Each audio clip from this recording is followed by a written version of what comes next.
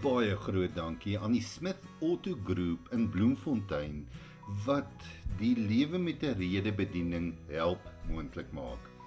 Ek wonder of dit by jou ook so is, dat ja, die woord is wonderlik en daar's soveel dinge in die woord wat kosbaar is, maar dan is daar sekere verse wat baie meer gereeld sommer net by jou opkom, waarin jy net baie meer dink. Nou, een van daai verse wat in my gedagtes baie keer opkom, is hierdie gedeelte in Filippense 4 vers 7.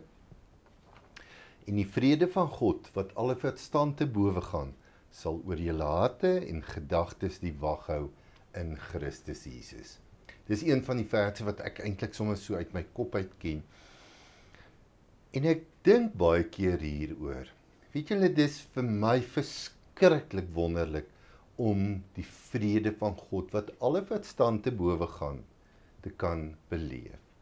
En ek moet eerlik sê, met baie dankbaarheid en baie nederigheid, dat ja, ek het dit al baie keer beleef.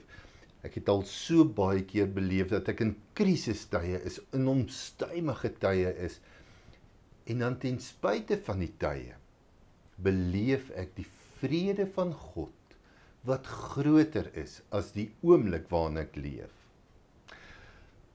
Maar ongelukkig moet ek ook erken dat ek die ander kant al beleef het.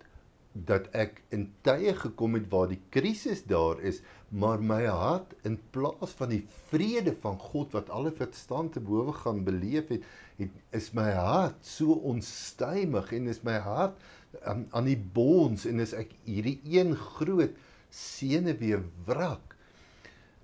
En ek het nogal by myself gewonder, hoekom is dit so dat ek soms in krisistye God se vrede beleef, maar ander kere ook in krisistye hierdie onvrede beleef?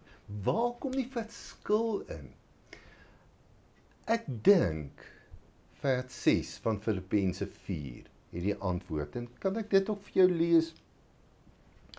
Daar staan, moet oor niks besorg wees nie, maar maak in alles julle begeertes deur gebed en smeking en met danksegging aan God bekend. Ek dink daar lê een van die geheime. Want die tye wat ek vrede het in krisistye, is die tye wat ek na die Here toe kan kom en vir die Here sê, Here, dankie dat U by my is. Dankie dat ek weet wie U is. Dankie dat ek hierdie krisis in U hande kan oorgee. Dankie dat ek regtig heeltyd kan soek na die uitkoms wat U gee, en daarmee het ek vrede. Maar die kere wat ek nie vrede het nie, is die kere wat my geloof, absolute geloof is van, ek kom wys net vir die Here my probleem. Het jy al beleef, ons is ons baie keer daai, ag neem maar net kennis. Neem maar net kennis van dit of dat.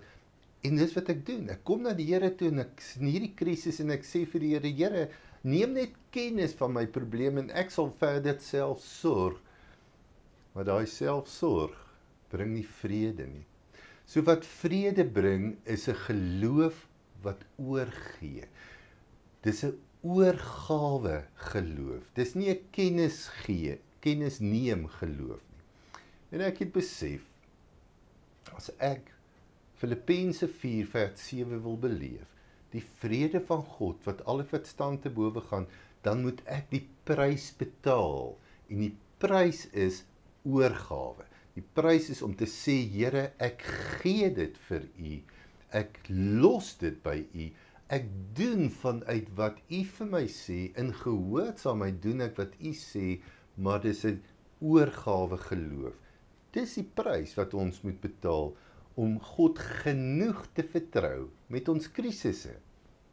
En dan gee die Here vir ons die vrede wat alle verstand te bowe gaan. Is daar iets wat jy nou voor die voete van die Here moet kom neersit en daar los, oorgee aan hom? Waag dit om hom te vertrou. Dan sê die woord, die vrede van God wat alle verstand te bowe gaan, dis wat jy sal ontvang. 'n Baie groot dankie aan die Smith Auto Group in Bloemfontein wat die Lewe met 'n Rede bediening help moontlik maak.